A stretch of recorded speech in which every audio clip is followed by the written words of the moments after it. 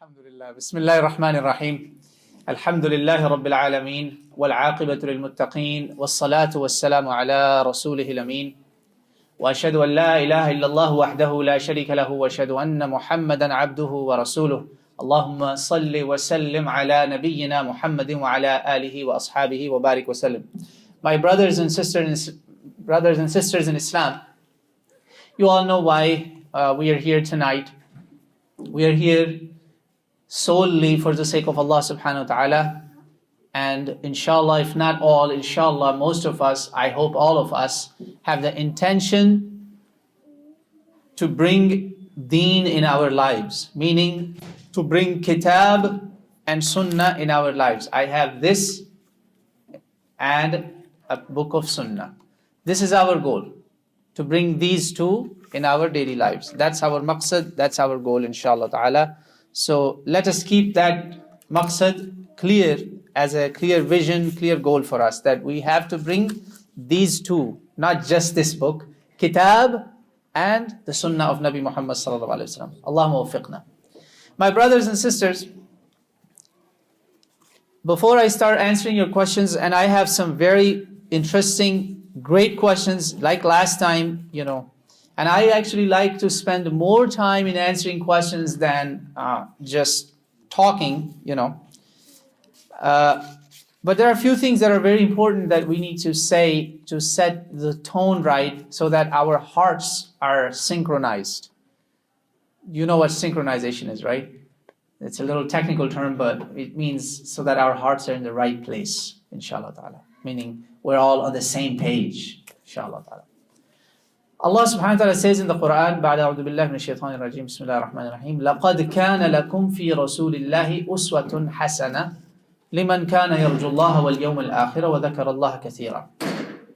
You know this ayah, my brothers and sisters. Many times you've heard this, many khutbahs you've heard this. But there are a few things that we need to understand very carefully about this ayah.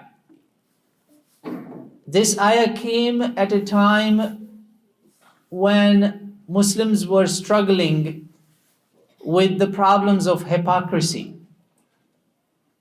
We had people around the companions, among the companions, infiltrated among the Sahaba, who looked like Sahaba, prayed like Sahaba, like Muslims today.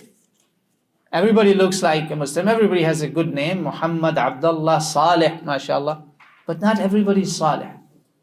Right? Not everybody is his name, sadly. Among us, of course. So this ayah came at a time where Muslims were struggling with this problem that, okay, you claim to be Muslim, we claim to have Islam, we claim to say La ilaha illallah Muhammadur Rasulullah, but when it comes to practically live that claim, we have a problem. And especially when the test comes, when a big test comes, they say, oh, no, there is no problem, Prophet doesn't need us and all that. They started showing their backs, turning their backs on Rasulullah and the Sahaba. Try to imagine that in our times today, that how many times we turn our backs to this deen. That is the context. You and I know this very well, living in this country as a minority, that when we are judged out of context or misjudged, how hurt we get, how hurt we are, how depressed we get, right? Non-Muslims treat us and we say, oh, don't treat us like that. Oh, you're taking it out of context. Oh, wait a second. What if you and I took our deen out of the context? Wouldn't that be a disaster? That would be a disaster. So the context here is, which is called as-siyaq was-sabaq, that Allah subhanahu wa ta'ala right from the beginning of Surah Al-Ahzab told you that after Allah, Rasul is supposed to be most beloved to you. You have to have an emotional bond with Nabi, not just a practical bond, emotional. An-nabiyyu awla bil mu'minina min anfusihim. And وَأَزْوَاجُهُ أُمَّهَاتُهُمْ. Now they've become your mothers. Khalas. Marriage is haram. They're on a different level now. Just like at home, many of you folks who are kids, young people, children, adults, teenagers, early adults, doesn't matter. If you have your father and mother, it's a total different level of respect. So Allah subhanahu wa ta'ala is setting parameters first. Who is Nabi to you? You make that clear.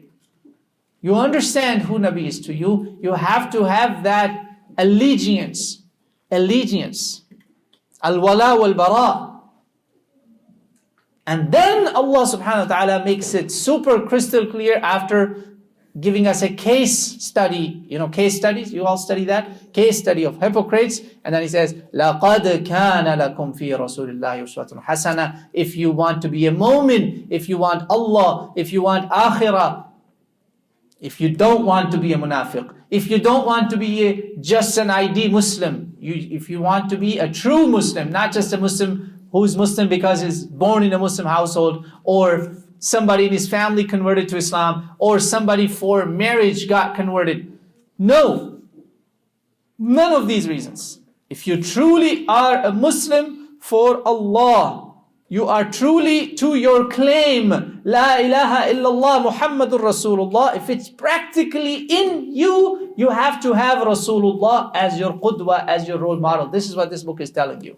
No John Doe, no Tom, Dick and Harry, no, afros or blonde hair. None of these. These cannot be your role models. Thank you. You have to have, your role model is Nabi. Your role model can't be people with tight jeans. Your role model can't be those, sorry to the sisters, like girls, Hillary Duff and all those women. You know what I mean? I know all that stuff. I live here.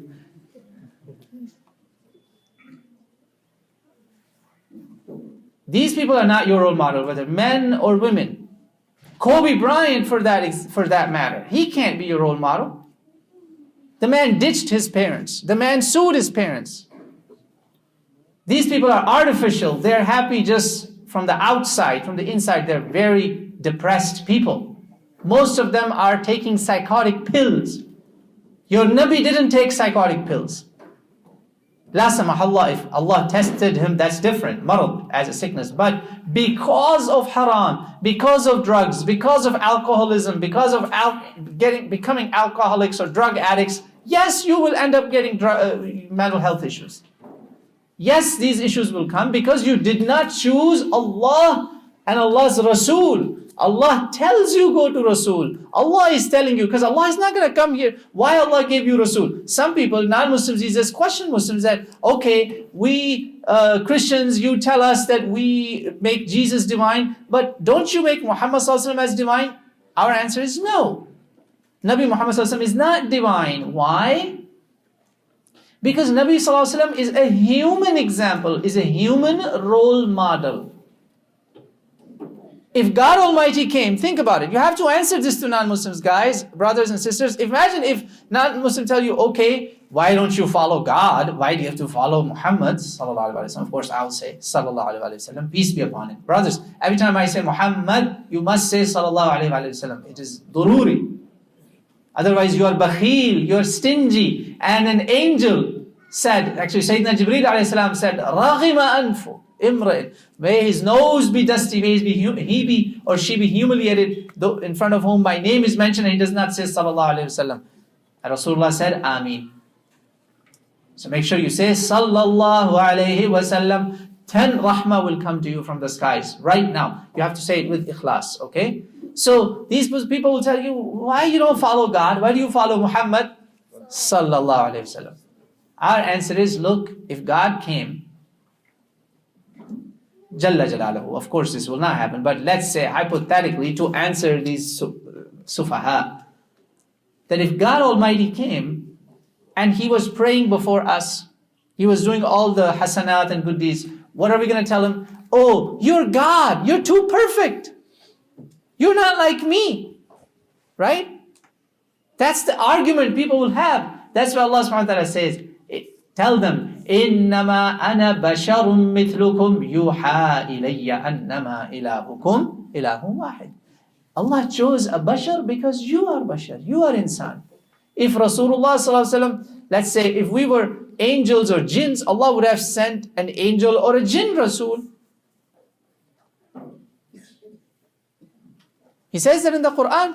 If there were in the aswaq, they asked Rasulullah sallallahu alaihi wasallam, why can't malaika come and walk with you? And Allah subhanahu wa ta'ala told Rasulullah, tell them that if in aswaq, in markets, angels were walking, angels were living, an angel would be a Rasul.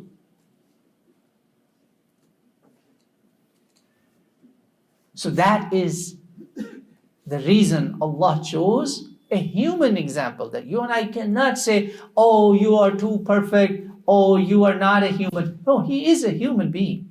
Allah chose a human being, and such a human being that not even a blemish on his character anybody could point. Even his enemies, even before Islam, he's called Sadiqul Amin. Nobody called him a liar. Nobody called him a dishonest person. Even his enemies, Abu Jahl came, Fir'aun, Pharaoh. You see how bad Pharaoh is even in the Western culture. Everybody knows Pharaoh, right?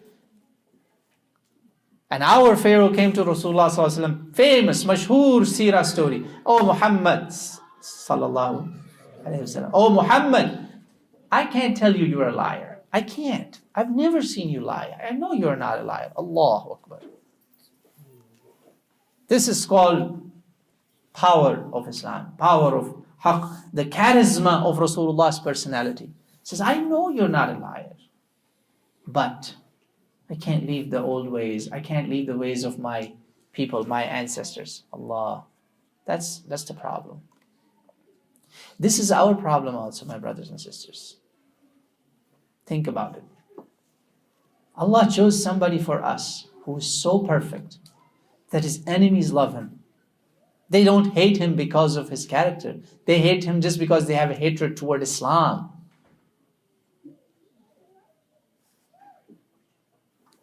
A Badu woman that described Rasulullah sallallahu alaihi wasallam, scholars of Seerah said that woman was not Muslimah when she saw Rasulullah sallallahu alaihi wasallam. Old lady, ajuz. Allahu Akbar. And they say this is one of the best description that you could literally draw him on a canvas. This is how she described Rasulullah sallallahu alaihi wasallam. When Sahaba looked at him, Sayyidina Hassan ibn Thabit radiyallahu anhu, Jibreel used to come to give him ideas to answer the kuffar. I don't remember the entire Abiyat Shi'r, but one segment I'll share with you. You will love it. He said, خُلِقْتَ مُبَرَّأً مِنْ كُلِّ عَيْبٍ كَأَنَّكَ قَدْ خُلِقْتَ كَمَا تَشَاءُ. You are free of all defects. You are born so perfect, so pure, as if you wanted, as if God made you as you wanted to be born. As God made you the way you would have wished. It's, tashbihat and isti'arat. Beautiful. And then another Arab poet, a scholar actually, I think it's Umar Abdul Kafi's Abiyat Shi'r, he says, لم يخلق الرحمن مثل محمد صلى الله عليه وسلم وظني أنه لا يخلق مثله أبدا. Rahman, Allah has not made anybody like Muhammad Rasulullah sallallahu alaihi wasallam. And I know that I believe, this is my husnul dhan, that he will not ever make anybody ever after that like Muhammad Rasulullah sallallahu alaihi wasallam. Never was, never is, never will be. This is the man whose ummah you and I are. Allah, this is a sharaf. This is an honor that Allah made you and I among the ummah of Nabi Muhammad sallallahu alaihi wasallam, my brothers and sisters. How could we not take him as a role model? How could we take anybody else as a role model? That is why Allah is telling you that he is your role model, meaning he's your example. 24/7, 365 in every walk of life. This is the lifetime goal of a Muslim, my brothers and sisters. And what comes in our way? Just like what Abu Jahl said. Jahiliyyah comes in our ways. Just like Abu Jahl said. Oh, my family does it this way. My family has a party, and in that party there's going to be a sleepover, and there's going to be after dinner dance party. I'm telling you, it's happening. Really, I'm laughing because there's Arab saying that some bad things are so bad that either you cry about it or you laugh. It's laughable. Muslims do that. A friend of mine used to be in Wisconsin, somewhere in Wisconsin, I'm not going to mention where. He moved from Wisconsin to a bigger community. And I asked him, I said, brother, why did you move from that community? He said, I had to make hijrah because it was affecting my home. Remember I talked about fitan today and gave you some hope also? The guy took the steps. Remember, i'qil wa tawakkal? In the khutbah I mentioned that. He said, we started a Quran halaqa, dars, started just as a dars. Then we started having tea. Then we started having snacks. Then some people joined us who we thought did come to learn deen. Then they started playing music after dars. And he said, now, once the Quran is done, like food and everything is over, now to digest food, they do a dance. I said, subhanallah. They are earning more la'na, I'm telling you, more la'na, more curse than a kafir would earn. Because a kafir doesn't do this, that okay, I'm reading Quran right now, and now I'm going to turn on a dirty song or something. Kafir doesn't do that. How could a Muslim do that? How could a Muslim do that? So the man made hijrah. He says, I had to leave that community in order to protect my family. So once these things creep into the homes and families, let's say a people could not resist, their answer usually is, oh, this happens in our family for so many years. Oh, this is our culture. Okay, I'm not saying make your wedding into, astaghfirullah, like a funeral or a azah. I'm not saying that, but there are deeni boundaries that you must honor with fun. When you're having fun, there are boundaries. For instance, this culture, I'm now bringing you to the core of the issue, the core issue, the heart of the issue. There's a father-daughter dance in American families on wedding. Can you and I do that? Ask yourself. You know the answer. The answer is no. You can't. There are mixed dances. Couples. Oh no, they're just wife and husband. Nobody's, oh mashallah, what a beautiful couple. A'udhu billah. This is an insult to mashallah. This is just like a TV actress or movie actress, they say, mashallah, my new movie has just launched. On this Rabi'ul Awwal, I have a new movie coming, right after the Mawlid. This is an insult. This is istihza, joke with deen. This is anti-Quran, anti-Sunnah. And the minimum deen, the minimum shukr of Allah, the minimum deen we could do is not violate the Sunnah. Forget about doing it. At least don't violate it. That's the minimum we could do. And how we know what's right and what's wrong? Subhanallah, the biggest mufti, the biggest sheikh, biggest allama is not your imam or me or Shaykhul Islam ibn Taymiyyah rahimahullah. No, this is Shaykhul Islam right here. Shaykhul Islam right here. Al-qalbuk, qalbu daliluk. Your qalb will tell you. This is a mafhum of a hadith Sahih Muslim that when you are, Allah has put it in our fitra, in our nature, in our fitra, fitrat Allah allati fatara an-nas alayha, nature, your innate nature, inbuilt nature. It's in your nature that you know this is wrong. As long as you have some iman before. If the iman is totally gone, then you astaghfirullah, or we reach the stage of desensitization. When I don't even feel it's wrong. That's horrible. That's very bad. A step before that is where your heart will tell you, something is wrong about this. I know. And whenever you have that doubt, what's the rule in Islam? You all know the rule. Whenever there's a doubt, what did Nabi say? Da' ma yuribak ila ma la yuribak. Leave. Leave. What doubts you, and go to the one that is not doubtful. There's a long hadith in Al-Arba'in al-Nabawiyyah. Part of that hadith, a very famous one, in Inna al-halal bayyin wal-haram bayyin, you know that, right? Famous hadith. Halal, haram is bayyin. Everybody knows. This country knows. They tried to legalize drugs, opioids and vaping and all that. Right in our county, right there, they're banning it now because people are catching diseases. Young people are getting hospitalized. They say, oops, we knew it's wrong. Forget about that bad money. We don't want it. Kuffar are saying that. How could a Muslim not know what's halal, what's haram? Come on. Everyone knows. But there are umur that are, gray.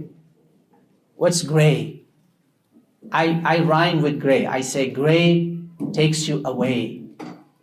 It's better for you, before it takes you away, you stay away from the gray. Make sense? I rhymed it so that it gets in the young heads, inshallah, and old heads, everybody. All of us, we need this. Gray is actually, Rasulullah said, whoever stays away from these shubuhat, he will save his honor, his ird, his honor and his deen. That's the goal, my brothers and sisters. So the very least you could do is by not getting into bad things, haram things, or even the gray things. Is that good? I'm not going to tell you, follow this sunnah, that sunnah. Start with what you shouldn't do and what you possibly shouldn't do and what could possibly get you. Because the problem with gray is, Prophet gave an example of like a pasture. You're near this, you're going to fall for it. You're going to get into it. It's like a forbidden zone. It's like, okay, example. What hadith says, I'm going to exemplify that in a practical example. Everybody knows that you can't be in a club, right? Right? Why? That's right. Come on, it's not a khutbah. You can talk. It's not good to be in a dance club, right? Right? Come on, guys. What's going on?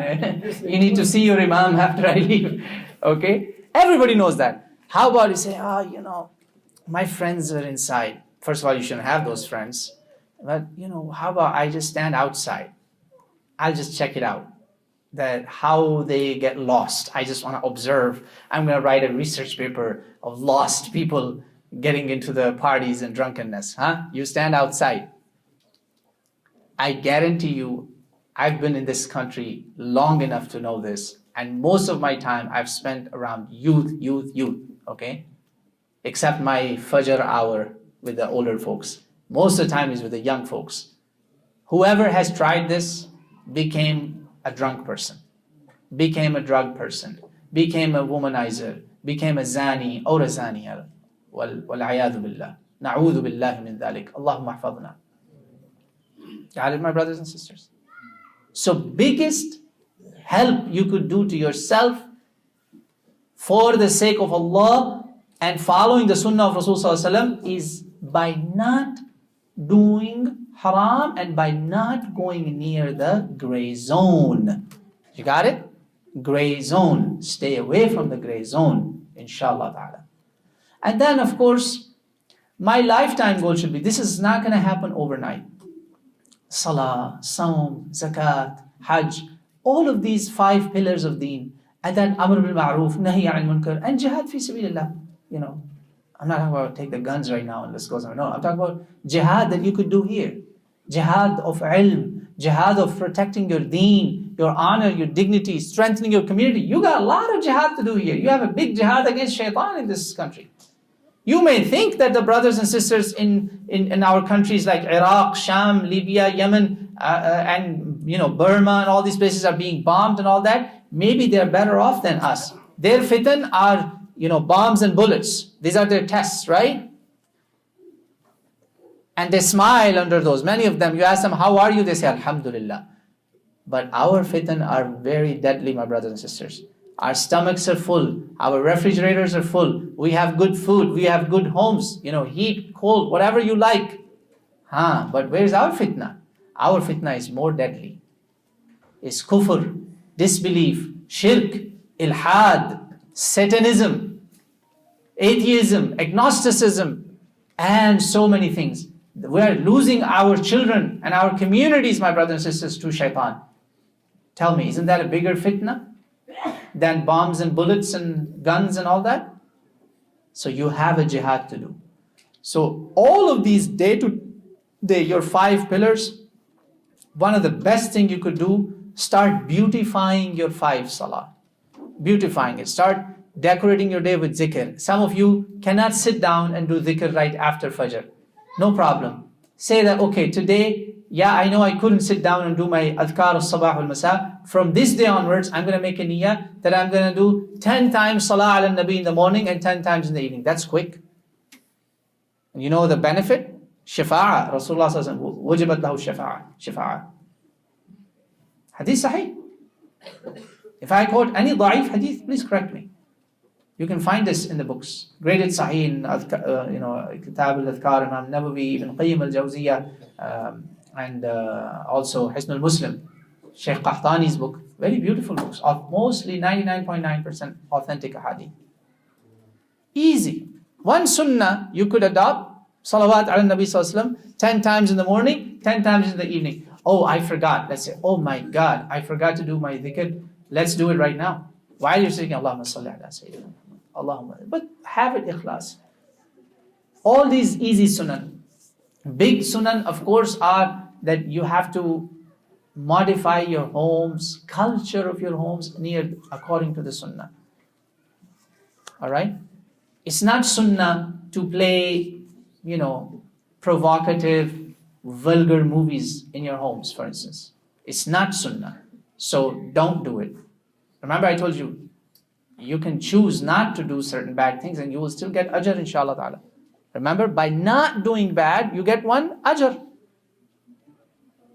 So simple things.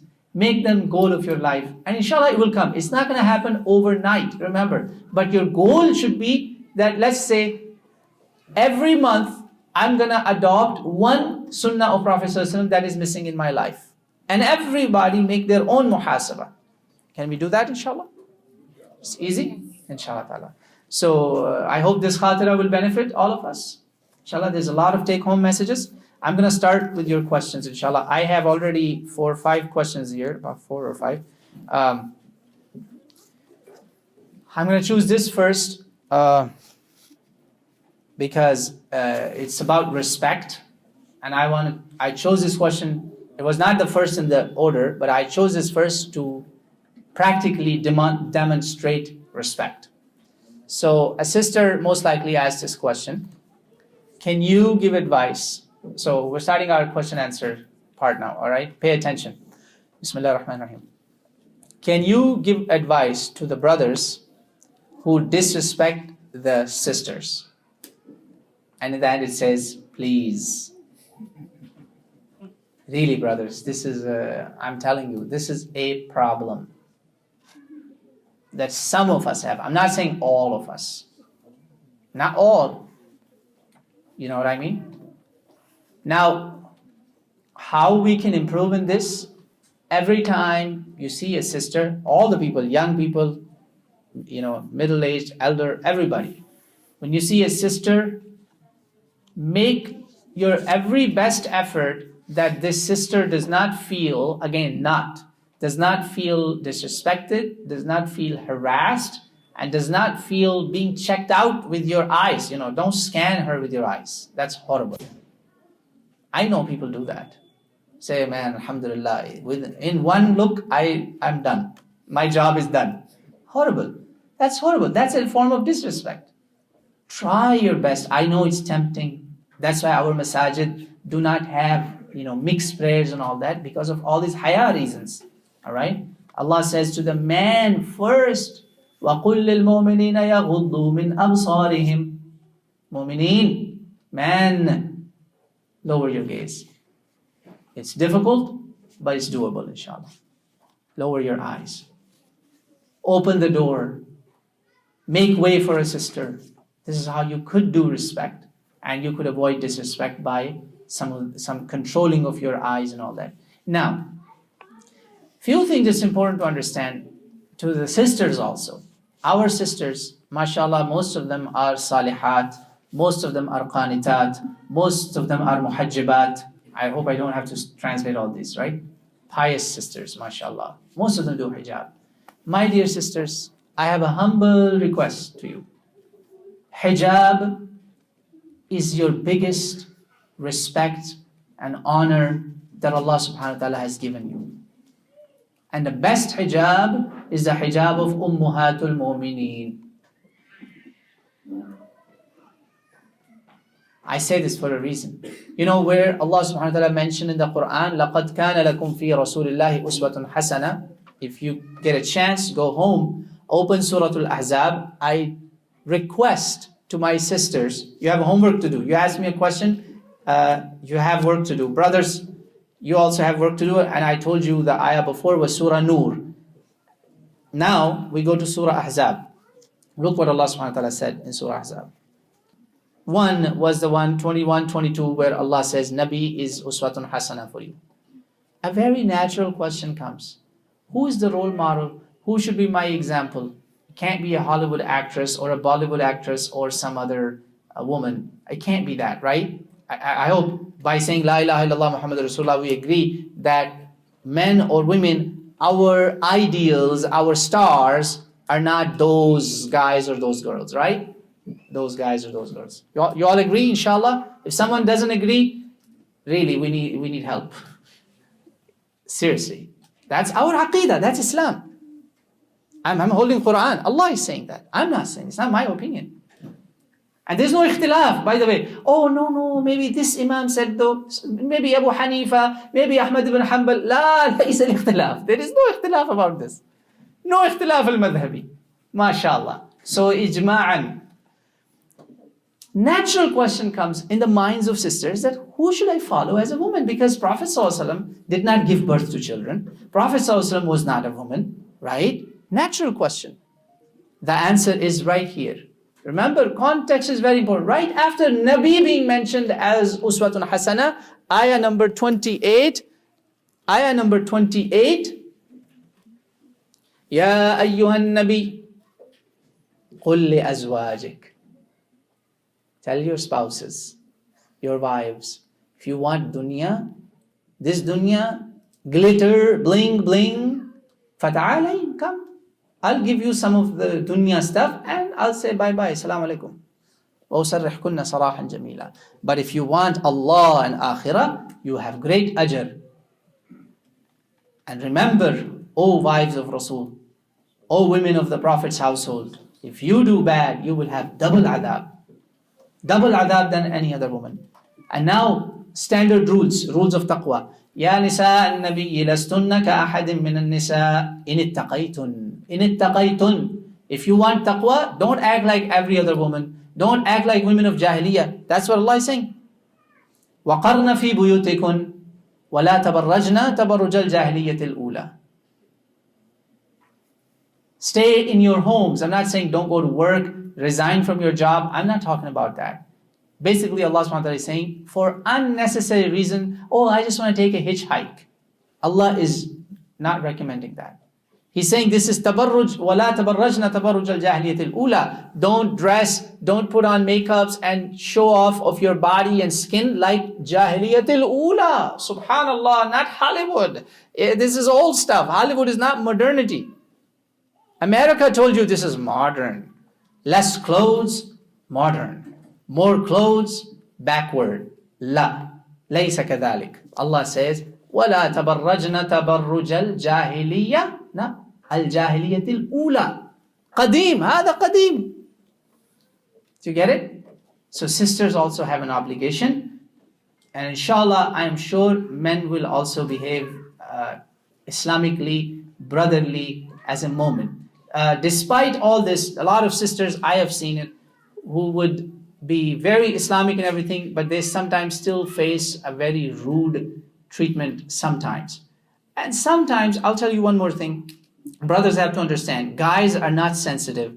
They are, they think just in one direction. It's medically also proven. Your brain works differently than a sister's brain. You may be thinking that, oh, that's normal for me. But that could be very offensive to a sister. So be sensitive to her sensitivities. Hassas, women are more hassas. They're gentle creature of Allah subhanahu wa ta'ala. They are different. وَلَيْسَ الذَّكَرُ كَالْأُنْثَى. She's not you, my brother. She's not gonna be like you, okay, somebody yelled at you, okay, next day, hey, what's up, buddy? It's not gonna happen like that. She won't move on. That's how Allah made her. It will take time. Now, sisters, also, if you forgive and let go, inshallah, Allah will give you more than this dunya, inshallah, more than what you could have imagined. Sisters, also, try to understand that some of these guys, they're they call them stooges. They call them, unfortunately, they don't realize that they are pushing the limits or they're getting on somebody's nerves. And married women can tell me what I'm talking about. They would agree. They will say, tell me about it, right? Married sisters know what I'm talking about. It happens inside our homes also. It happens between wife and husband. Now, is she still with me or she said, okay, you didn't know better, get out of here, divorce? No, we move on. Just like that, think about it. We are all what? Ummah of Nabi Muhammad Sallallahu Alaihi Wasallam. We are brothers and sisters. If we forgive, don't we want Allah to forgive us too? Who could be more forgiving than Al-Mu'mineen Aisha radiallahu anha? Think about Khadija radiallahu anha. She died in exile. Do you remember that? She never cursed anybody back. Aisha, al-ifk, what a horrible allegation was made on her character. Did you know what Allah said in the Quran? أَلَا تُحِبُّونَ أَن يَغْفِرَ اللَّهُ لَكُمْ وَاللَّهُ غَفُورٌ رَحِيمٌ. And they all forgave each other. Remember? Mistah, her own cousin. Abu Bakr got mad. Aisha got mad. They had to forgive. Forgive. It's very difficult, believe me. Our families are falling apart. Brothers and sisters are falling apart because we do not want to forgive. And we want Allah, Ghafur Rahim. MashaAllah. You want Allah to forgive. أَلَا تُحِبُّونَ أَن يَغْفِرَ اللَّهُ لَكُمْ. We want that. Yes. Inshallah, Allah is Ghafur Rahim. Inshallah, Allah Kareem. Where is your ikram? Where is your karam? It's hard. Easier said than done. So I hope it was a sensitive question. I hope sisters and brothers, they all took it not personally, but deen-wise, inshallah, in a sunnah way. Okay. Another big question.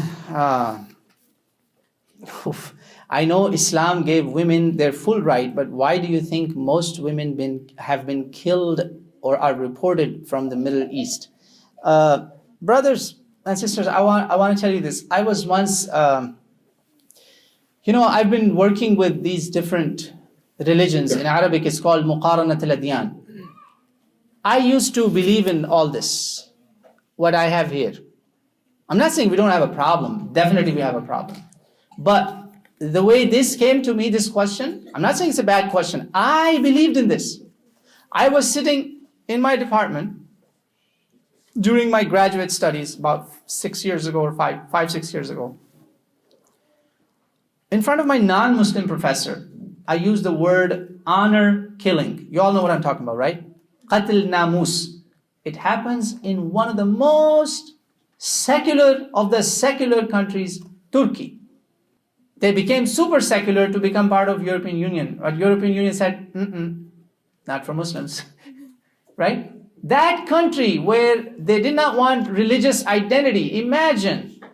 But alhamdulillah, in the last 20 years, it has changed a lot. Secularism was the way in Turkey. But subhanallah, honor killing, even from Turkey, was in the news. I know my friends from Turkey who told me, a lot of friends from the university, that we still have Qatl namus. They call it Qatl namus because of ghira, honor killing. A lot of time it's a poor woman. No one kills a man for honor. So I use that term, honor killing, in front of my professor, non-Muslimah. Arafit? You understand? Araftum? You understood? Guess what? She said, please decapitalize honor.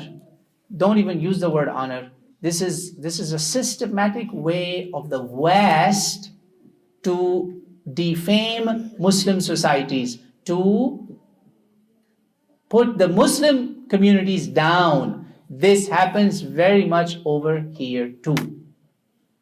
It's a problem everywhere. And in Middle East right now, most deaths actually are of men. Right now, the correct stats are men. Hundreds and thousands of them have died. You know why they died? They died protecting our women. Sham, Iraq, Libya, Yemen, most of these places, men are dying. Hundreds and thousands of them. Streets and neighborhoods are full of women who are widows, who are orphan girls, sisters, mothers. This is what's happening. Forget about murder. It's worse than murder what's happening to our women. A lot of our women, actually, they were safer when their men were around them. Middle Eastern men are very protective of their women. They're very protective because she's the honor. She's like a temple. You understand what I'm talking about? So the real stats are more men, more children, and more women. This is the order. Subhanallah. May Allah protect our homes. May Allah protect our honors, our brothers and sisters. What's happening in Middle East right now, it is certainly a shame. But this has a share of everybody, not just Muslims, not just Muslim rulers, but also some of the Western powers, including this country. Everybody has a share in the mess that has been made in the Middle East, okay? And one of the big reasons of that mess is the way they treat Islam. Oh, you are oppressed. You are oppressed. You're wearing hijab. Oh, you need to take that off. We'll give you freedom. I was talking to non-Muslims, and I am known for my bluntness. I say the same thing to non-Muslims. You know what I told them? I said, for God's sake, take your freedom package away. We don't want that freedom package. We've had it enough. When non-Muslims ask you, oh, you are oppressed in the Middle East. No, we're not. Thank you.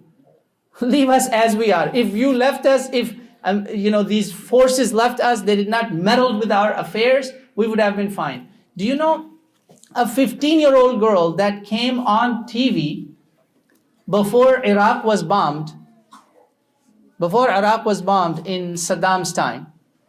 Do you know who she was? She was the daughter of a political person. I'm not going to mention the country because our brothers are very sensitive to nationalism. That's a new sanam of this century that has infiltrated our hearts. So I'm not going to mention the country. She was the daughter of a very important politician. And she came before US Congress and other places in UN. She spoke and she cried in tears that babies in incubators are dying. Saddam is killing those babies. Oh, we need to go and give them freedom. We need to go and save them. This was all fake. This was all a drama to destroy Iraq. And Muslims, mashallah, they fell for it.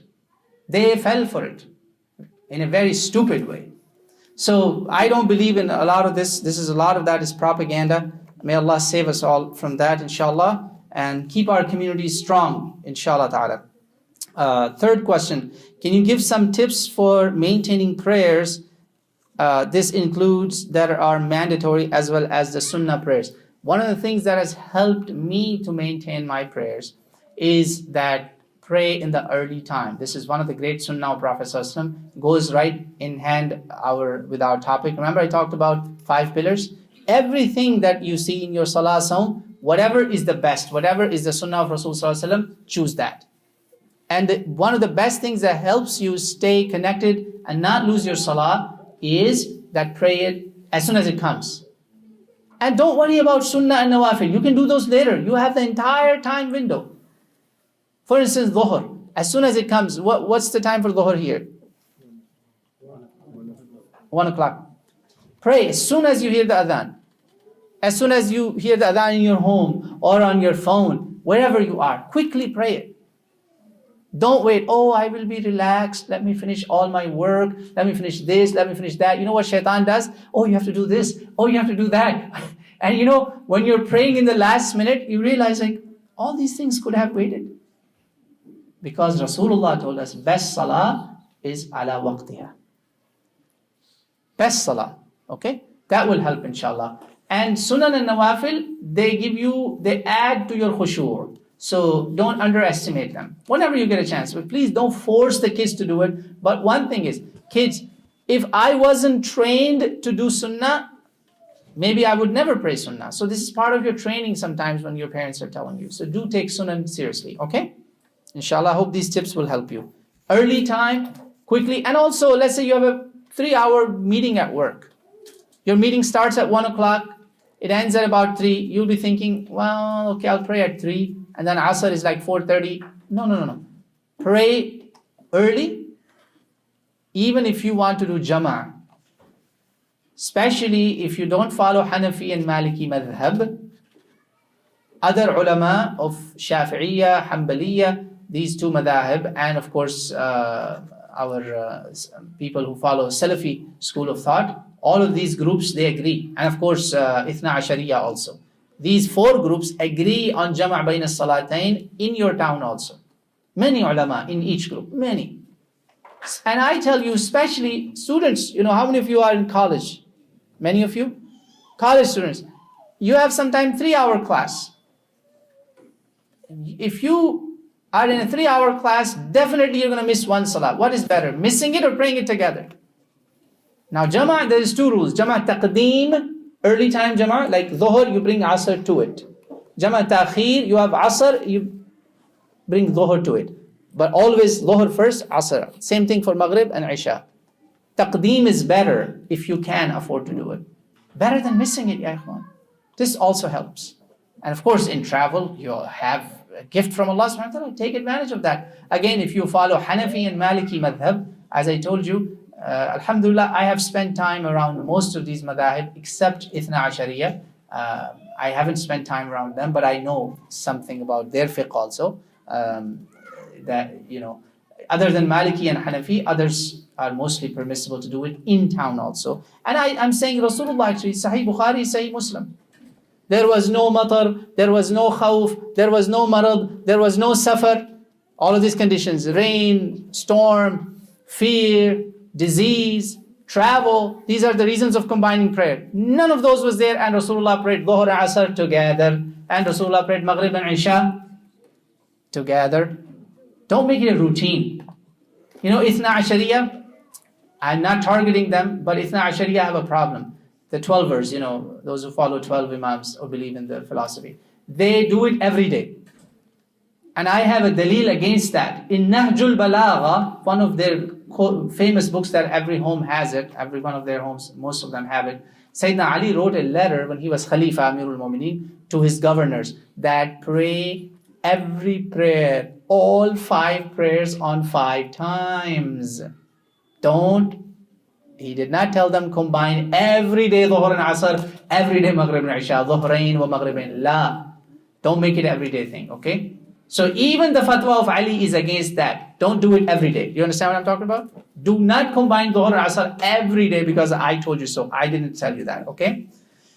Another very good question is, I just did that, you know why? Is having a nose piercing permissible in Islam?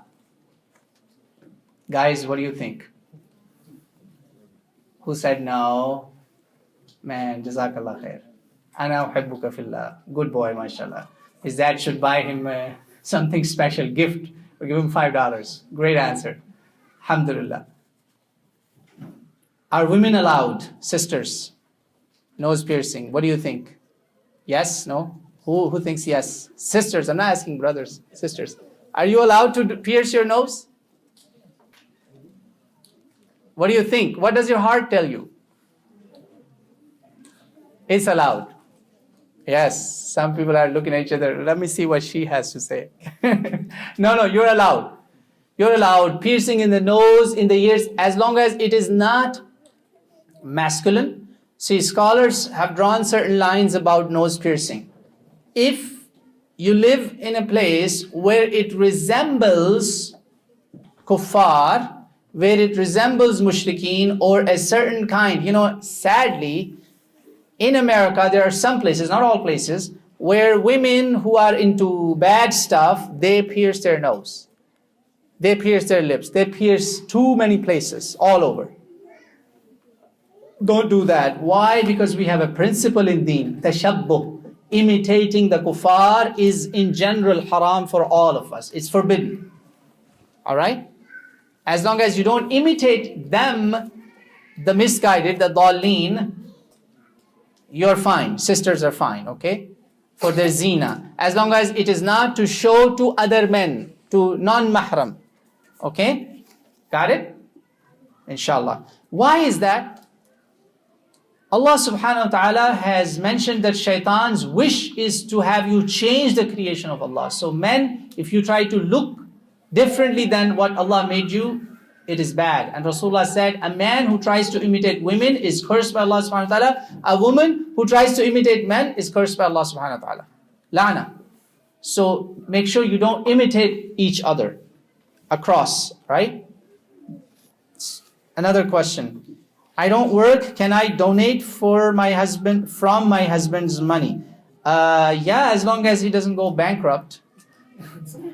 It's like, oh honey, I had $10,000 in my bank account. Where is it? Alhamdulillah, kulluha fi Sham. All of this is in Sham, Syria. Oh my God. That's not good. Rasulullah forbade doing that. He says, don't deprive your own family. Your haqq is first to your home. Your husband's money is not like, free money that you go on a shopping spree and all that. There was a poor sister, she needed groceries. Okay, I bought her groceries. How much? I bought her $500. So it was like, what? $500? You could have spent $100. So be careful. There's a word for that. Use frugality. You know the word? Be frugal, not Google. Frugal with F-R, frugal, inshallah. So you could use that. It's better to take your husband's permission. It would be nice if you want to avoid clashes in the home, okay? Inshallah. Another question. How can parents deal with oh my God, difficult kids? Oh my God, that should be a lecture. There should be actually, and I'm telling you, this kind of lecture should not be held in the presence of these genius minds. Mark my words. I've been a very troublemaker kid. I know this. I'm telling you from my own experience. I have done some very bad things as a kid and I got in trouble a lot. Too many times I got in trouble. All right? So take my advice from a troublemaker, from a difficult kid. All right? Not now. My parents know that. I'm not that anymore. I'm tamed. I'm like a tamed horse now, controlled. Alhamdulillah. Take my advice, sisters, brothers and sisters. You must do parental meetings where mothers and fathers meet. Mothers with mothers or fathers with fathers. Better that way, Islamically, within the boundaries of hayat. And discuss. And it's okay as long as your kid's story doesn't become the story of the town. That group who will maintain secrecy and discuss. Discuss with your close friends. It's okay. Our problem today is one of the big problems why our kids become difficult. I'll tell you why. Because my kid is an angel. MashaAllah. He doesn't hit anybody. He doesn't hurt even a bug. Oh my God. When mothers do that, MashaAllah, you have put the first foundation of your child's own destruction. You know what? One of my biggest fears used to be, if I fight somebody outside, I'm going to be in trouble inside home too, even if I am not at fault. Because my parents will do anything to find out if I had even 1% of my fault, I'm in deep trouble. Never, ever, ever defend your child in front of the complainer. And especially if it's the ustad, if it's the imam, never, ever, ever, ever defend your genius children, your brilliant children, your angels in front of these kibar. All right? That's rule number 1. Please know that. Don't defend your child in front. I have seen it. I have seen kids getting very bad because of all this. So these are some of the tips I gave, inshallah. Hope these will help. I have 4 kids and it's not easy, believe me. But alhamdulillah, because it's difficult to raise kids doesn't mean we shouldn't have kids. If Allah chose you and I to be moms and dads, then we should add to this ummah and add good products to this ummah, not some losers and, bad kids, inshallah. Because Allah, for a reason, allowed you to get married. It's not just to quench your desires. It's for bigger reasons. It's to establish ummah. It's further the ummah. Good Muslims, inshallah. All right? Allahumma wafiqna. Advice, young Muslims who go to the extremes in following certain opinion and rejecting, disowning all other opinions and those who follow them. Oh boy. Yeah, that's a very difficult problem. It's called al-ghulu. Ghulu. We are dealing with two extremes. One extreme is, my child doesn't want to pray, my child doesn't want to come to masjid, he doesn't want to go to Quran class, he does not want to do anything good. Another extreme is, mashallah, he wants to go to Syria, he wants to go to Sham, he wants to go to Iraq, he wants to go to Lebanon and change the world. No. You cannot do that. You are American citizens by law. If you do this, your whole family and your whole community will be in jeopardy.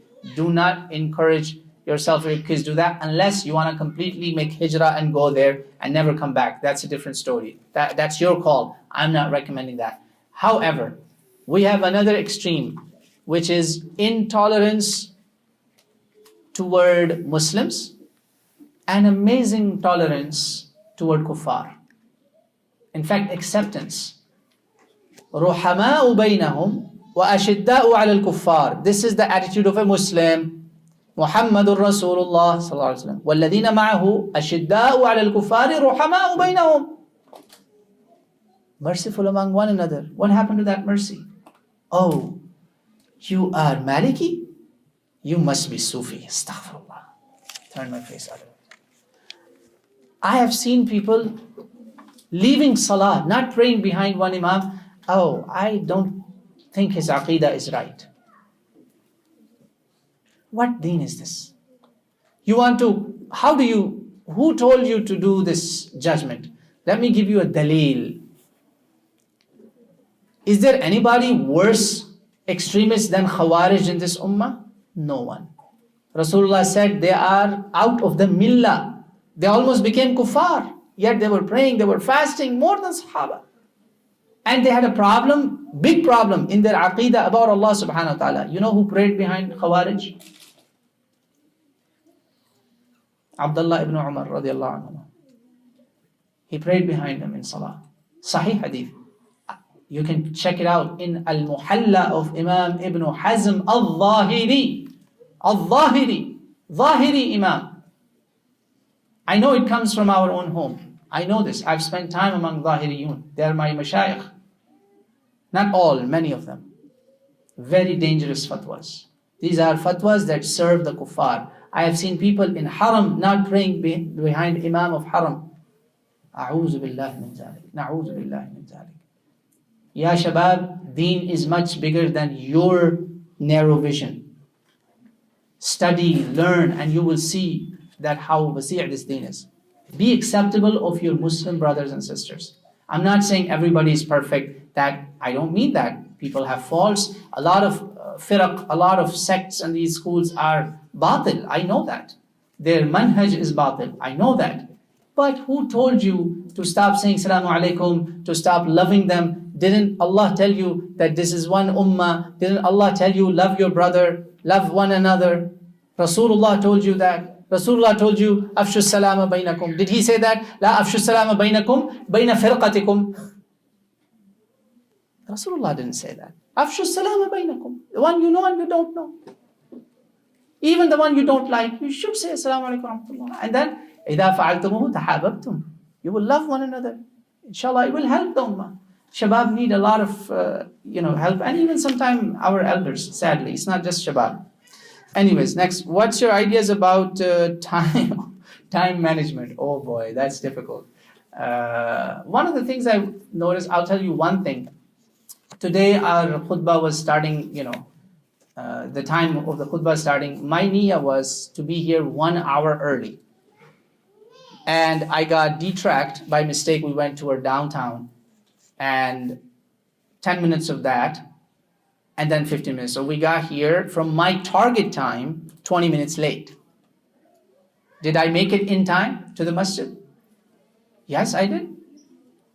Always set a target that is well before the deadline.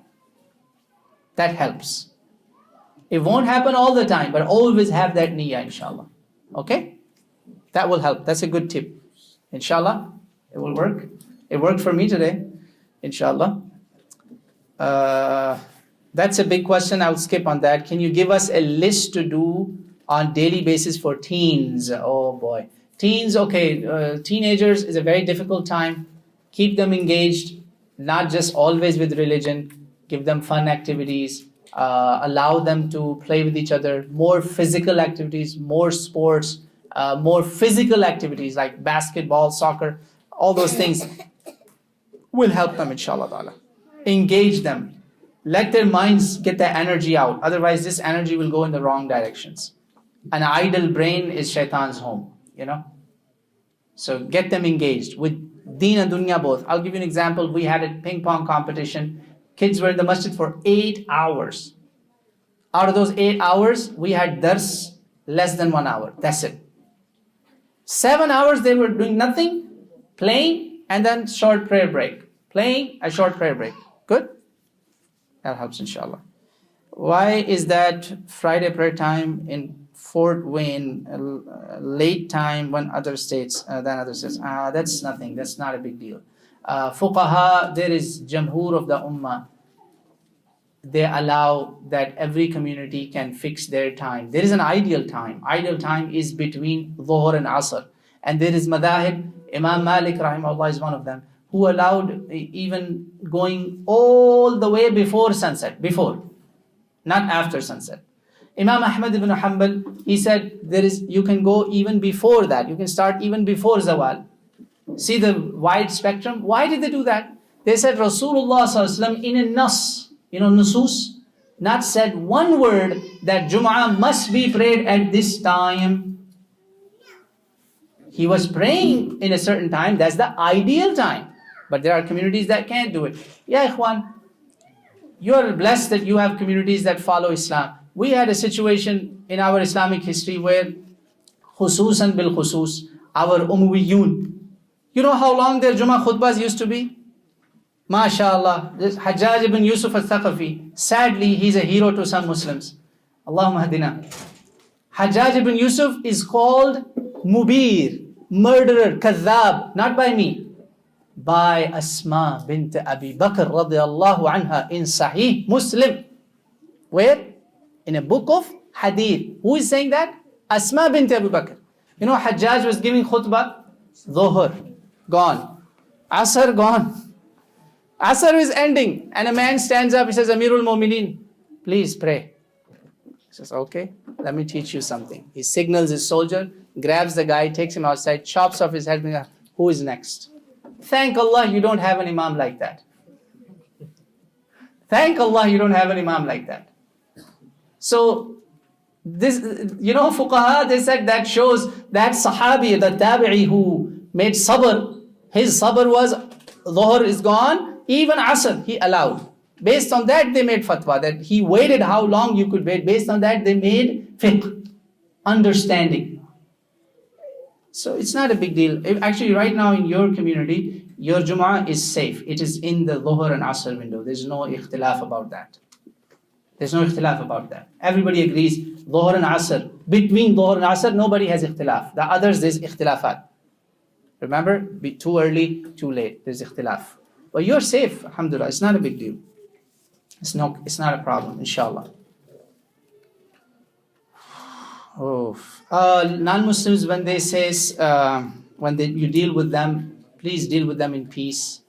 There's a question about that. وَإِذَا خَاطَبَهُمُ الْجَاهِلُونَ قَالُوا سَلَامًا. When non-Muslims deal with you, or you deal with them, sometimes they are ignorant. They may say things they don't know.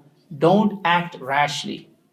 Try to talk to them that, if you see the person is normal, if it's a drunk person, if it's a high person, and you may feel suspicious, especially our sisters, I will not recommend. That's why we actually, last Ramadan or the Ramadan before, both Ramadan, there were sisters who got physically attacked, sometime with guns, sometime with, hand weapons and all that, who died. They were outside in a restaurant like 3 a.m. having suhoor at IHOP.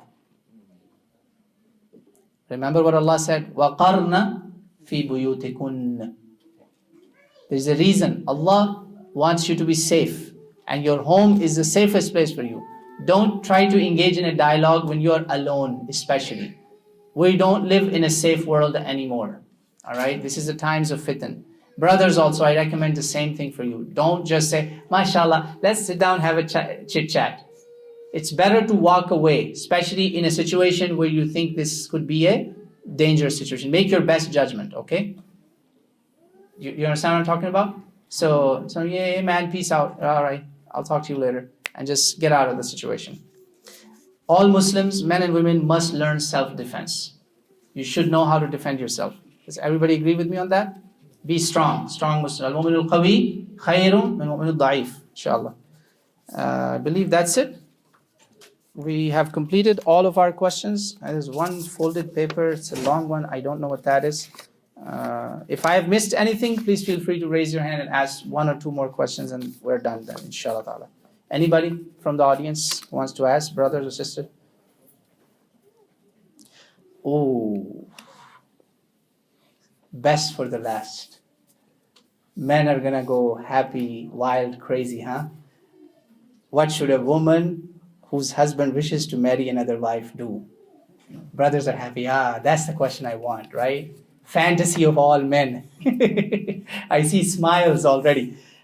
Is it permissible for her to hate it and make her husband's life hard because of it?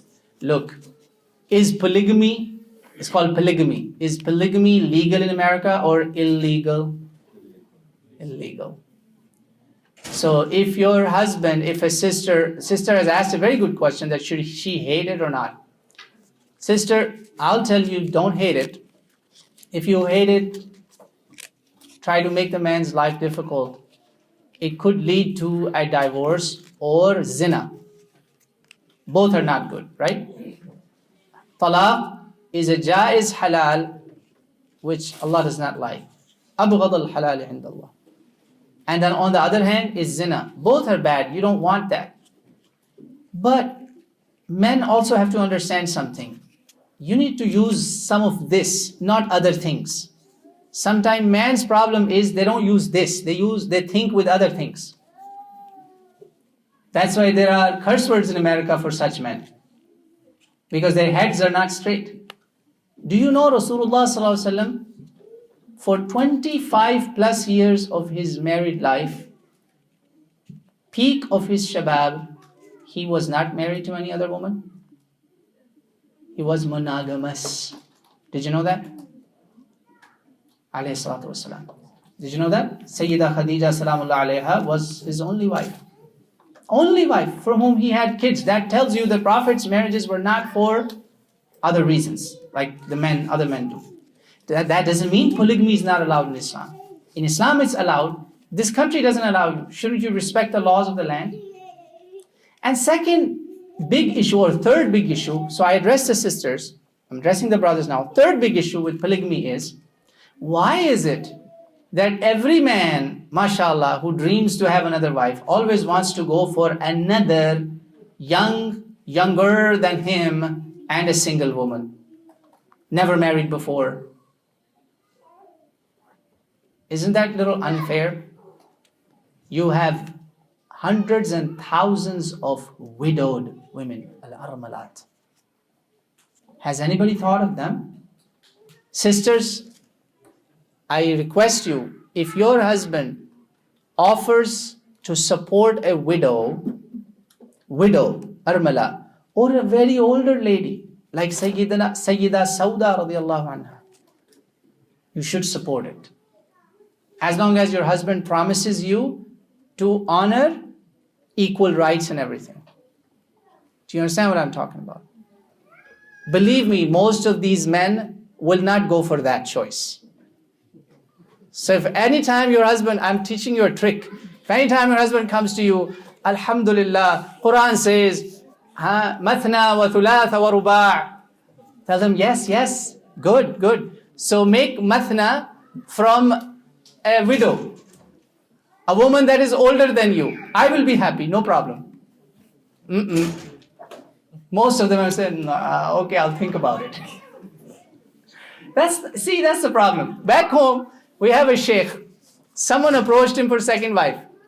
He said, I know an entire neighborhood where women are aged and nobody is marrying them. They're either widowed or they're aged, they're too poor. Promise me that you will marry someone from those women that I know. I'll connect you. Then I guarantee you that I will support the second marriage. No problem. That's a test. Do it for right reasons. And lastly, speaking of establishing Sunnah in our communities, brothers and sisters, we need to revive an important Sunnah of marriage. Marriage, early marriage.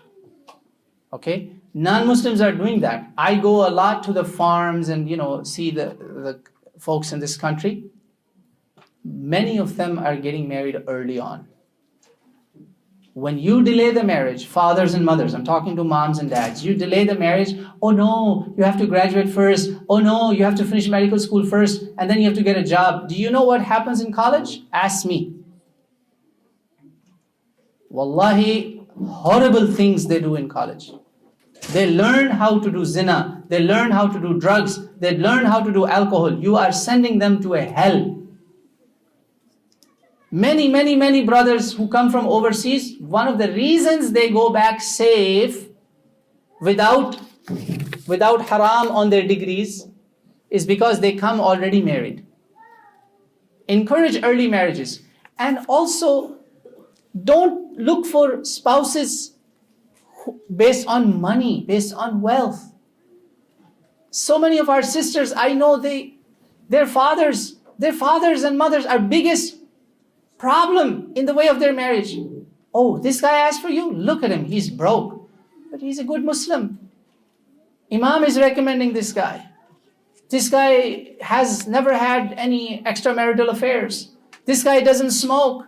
This guy doesn't even have a Facebook account. This guy doesn't have any casual friends. Everything you want in a good man and everything that a woman would trust in a man. No. He has to make at least $100,000. Otherwise, no. Wallahi, I'll tell you a story and I'll end on that. You need to work on this Sunnah, brothers and sisters. Your standards are very un-Islamic, very non-Sunnah standards. Believe it or not. You read the Sunnah and you don't think about it. From an Islamic Society of North America, they do a matrimonial.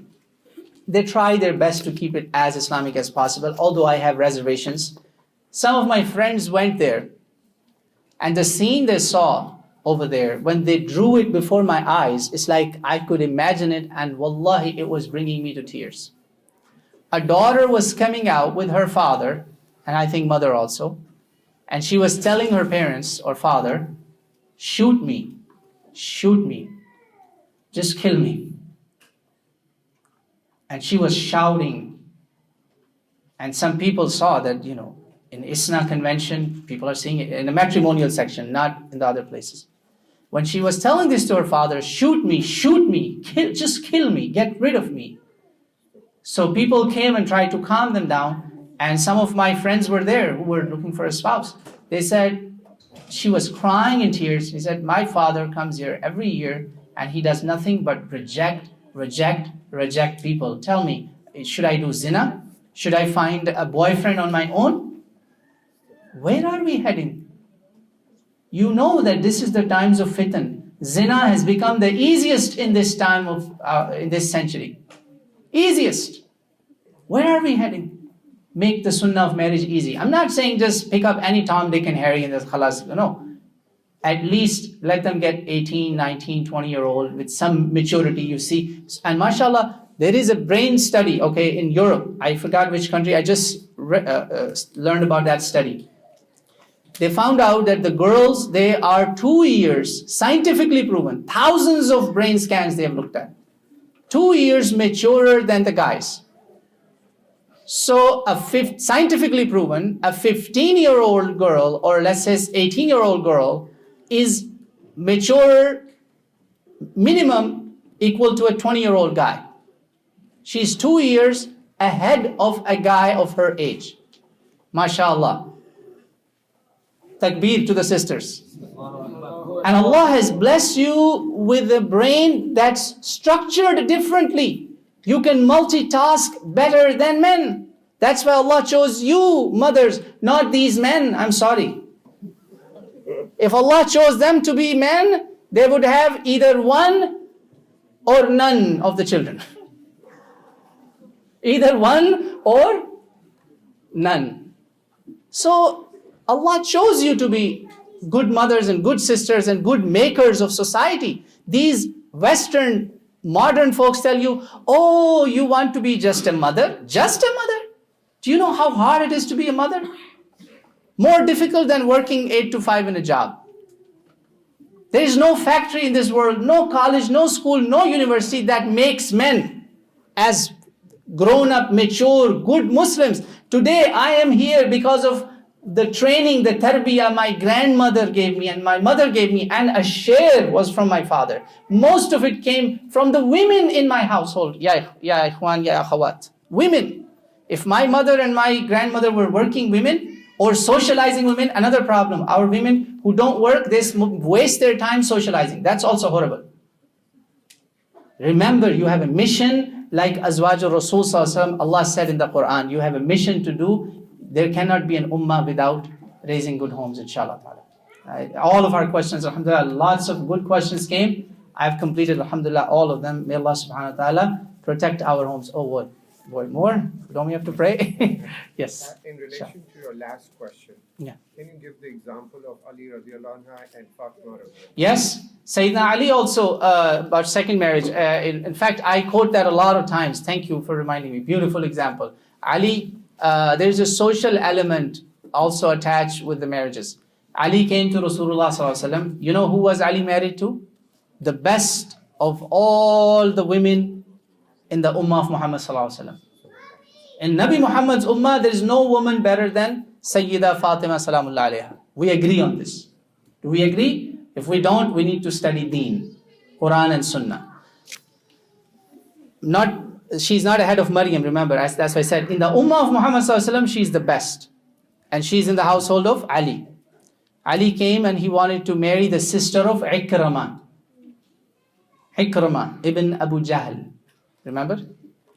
So the daughter of Abu Jahl. She's Muslimah now. She's actually a Sahabiya, right? Ali came to Rasulullah Sallallahu Alaihi Wasallam and showed his intention. This is muttafaqun alayh, guys. Bukhari and Muslim both. And Prophet said, Ali, do you know my daughter Fatima will not be happy with an enemy of Allah's daughter. She will not accept her because of that relationship to Abu Jahl. Because Fatima firsthand had seen all the tortures and bad things Abu Jahl did to Rasulullah Sallallahu Alaihi Wasallam. In fact, when Abu Jahl dumped the guts, the stomach of a camel, you know how big the stomach of a camel is? And how stinky that is? He dumped that on Rasulullah Sallallahu Alaihi Wasallam. Nobody was daring even to go near Prophet Sallallahu Alaihi Wasallam to save him. This is how fearful Abu Jahl was. You know who dared? Fatima dared. She went and saved Rasulullah Sallallahu Alaihi Wasallam. And she removed the guts of the camel. So she had all that history in her mind. So we're talking about social baggage, social problem. So socially speaking, when Rasulullah said this to Ali, Ali didn't even say why. Ali didn't even say Quran allows me to take 4. Ali said, that's it. Alhamdulillah. He did not marry another woman like Rasulullah Sallallahu Alaihi Wasallam while Fatima was alive. So while your first wife is alive and you choose not to take a second wife, inshallah, that doesn't mean now you start making du'as. While your first wife is alive and you don't choose a second wife, you're following the sunnah of Rasulullah and Sahaba, Ahlul Bayt actually. Alayhimus salam, peace be upon all of them. I want to end you on a joke. It was a very emotional story that I shared with you. A man came to his wife, told her, honey, I have to tell you something. In the days of our kings, the kings, says king made an announcement that any man in my mamlika, in kingdom, who doesn't take a second wife will be killed. He's going to be executed. He'll be dead. So honey, what do you think? So the wife said, oh, really? Inshallah, mashallah, you'll be a shaheed. So, I hope this joke will, leave us, inshallah, in a good note. May Allah subhanahu wa ta'ala protect us all, keep our homes strong. Inshallah, whatever I told you, all the good that was there, try to follow it in the best way possible.